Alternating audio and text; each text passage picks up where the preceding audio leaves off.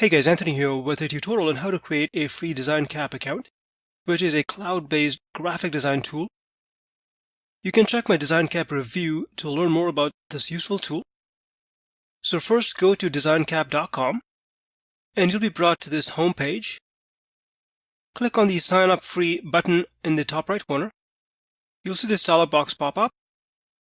You can use your Facebook or Google account to sign up, or use your email address, choose a password, and click Sign Up. You'll have to go through a couple more steps. In step 1, choose the type of organization. And in step 2, choose your role. And finally, get a confirmation. Check your email for a confirmation message. And then click on the link in the email. And you will get this final confirmation. You can then click on the Login Now link. And you'll be logged into your DesignCap account.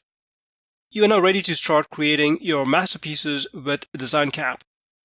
DesignCap is free to use, but they also have a couple of premium plans with more features, functionality, and templates.